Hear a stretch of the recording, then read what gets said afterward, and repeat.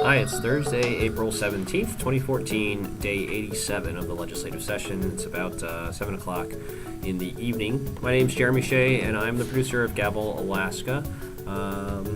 We've definitely got some live meetings still going tonight, and we'll probably be going for quite a while. No rundown today because it would be completely unreliable and out of date in a few hours or minutes. But I'll update you on some things happening in the Capitol and some things we're following or anticipating. We're right at the end here of the 28th Alaska Legislature, maybe. We're up to the final weekend of the regular 90-day session at least, and there's no shortage of end of session, special session, session extension speculation in the Capitol. They're supposed to be done no later than midnight Sunday, Easter Sunday, which many legislators have made very clear they don't want to be working on.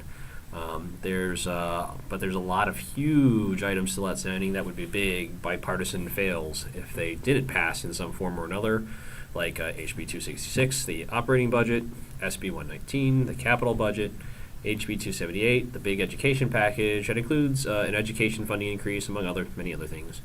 SB 64, the crime and corrections reform bill, the unmanned aircraft bill, a task force met all summer long putting together. Dealing with the state's retirement obligations, also known as PERS and TERS. There are a lot of other big bills that are more controversial, but I can't imagine the leadership would deliberately let die, like SB 138, the gas pipeline bill, HB 23, the Kinnick Bridge bill. These are mega projects. There's more stuff I'm forgetting, not a lot of time left. The gas pipeline bill is in House Finance Committee with 18 amendments pending, so that's a big chunk of the remaining 70-some hours left in the session right there, even before it gets to floor debate, and presumably there'd be some differences with the Senate, so they'd have to work that out too. I try to avoid pure speculation, but I can say that at least last week, Senator Kevin Meyer, co-chair of the Senate Finance Committee, said he would not hold committee meetings this weekend. House Rules Chairman Craig Johnson last week said he didn't think there was enough time left.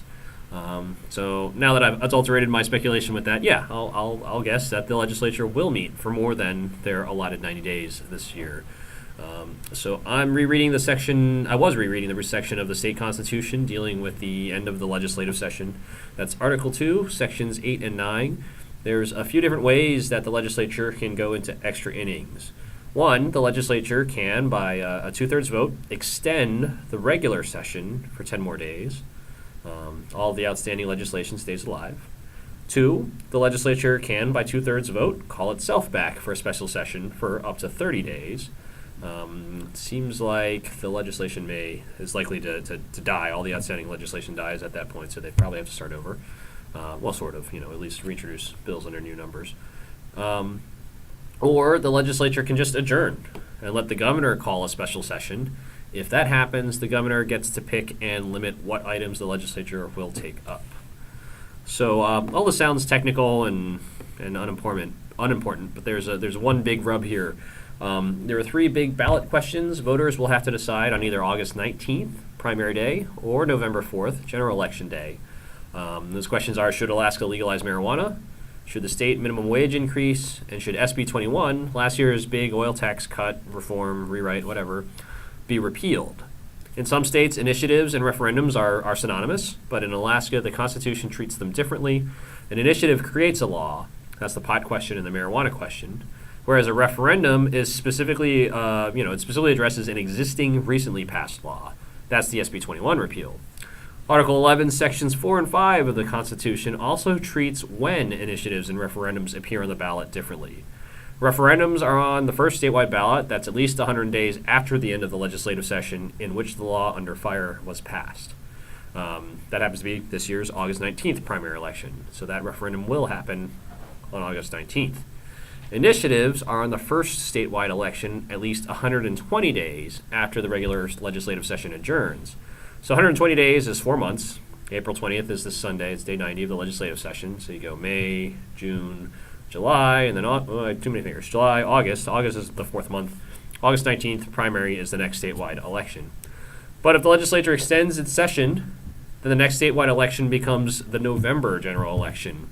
Unlike an extension, a special session does not bump the initiatives into November. Right? Big deal, right? Wrong. The concern is that the people who will come to the polls to vote to legalize pot and raise the minimum wage will inflate the liberal-leaning turnout which would probably disproportionately help the SB 21 repeal effort. Politics, right? Whatever ends up happening, we'll stick with our coverage of the regular session into the weird hours in the middle of the night over this weekend. If a special session or extended session happens, we'll cover it.